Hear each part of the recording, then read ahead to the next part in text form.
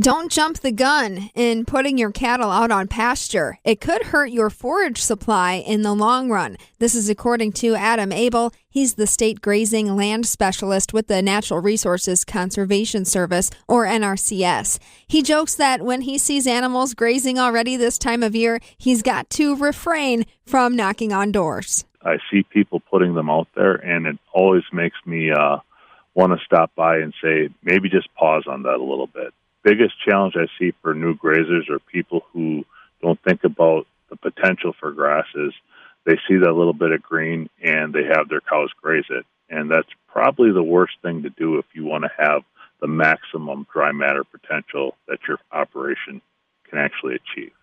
If you look at the way grass grows, your biggest potential for production on your operation is from the end of April through, say, middle of June. That's when cool season grasses produce by far more dry matter in that period of time than any other time during the year. And if you put animals on it right now and you keep grazing it, it's like a bruise. You keep hitting it and it just doesn't heal. You don't give that grass the opportunity to put its roots down, to get going, and to actually use the photosynthesis. It's going to have to recover every time from what it has stored in its root reserves. You know, I imagine mud can also be an issue.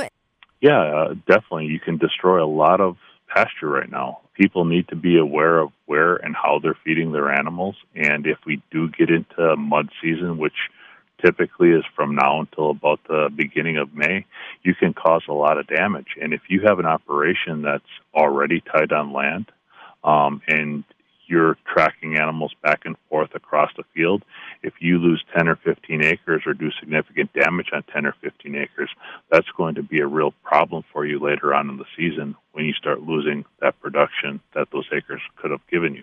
Now, if you're long on land, you've got a lot more flexibility, but most operations are trying to maximize what they have, so they should be very aware of that.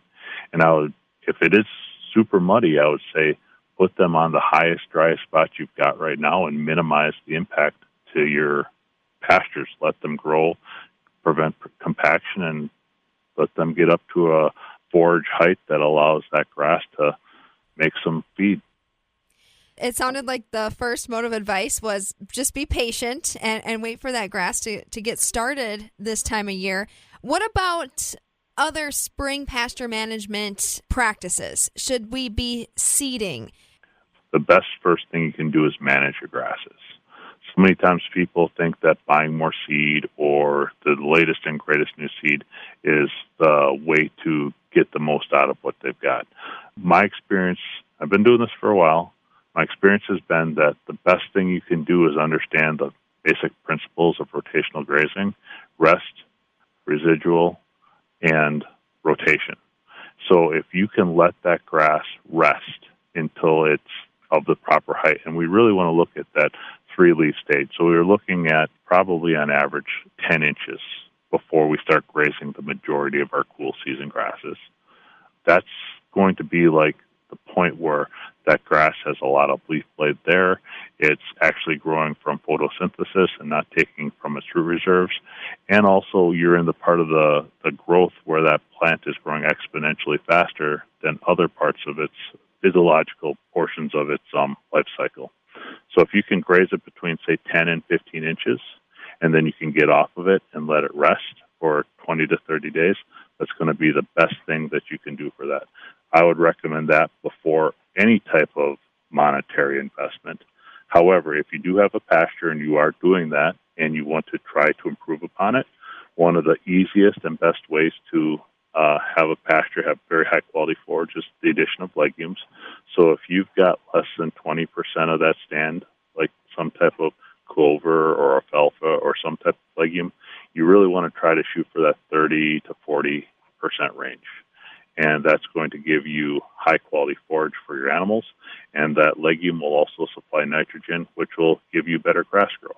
I understand the rest and rotate when you talk about the 3 R's of grazing and pasture management, but what is residual? Residual height is the thing that I see most new grazers struggle with, and that is what's left over. A lot of people think that, if you have forage out there, you want to take it all. if you look at the way grass grows, a residual height of 4 inches. So if the cow's left and you're like 4 to 6 inches left out there, a lot of people think of that as waste. But if you actually consider how grass grows, you've left the leaf blade there so that way it can reproduce from photosynthesis, which basically gives you a jump start on your next rotation. So ultimately, leaving residual, you might take less that one grazing event, but because you've left more plant there, it can recover faster. So you might get 2 or 3 additional grazing events over the course of the season. So if you understand residual, you start to see improved yield over the total season. So your dry matter increases over the total season. It's a very difficult concept for new people or people who are rotational grazing or grazing in general. But if you understand that, you can get phenomenal yields from your pastures.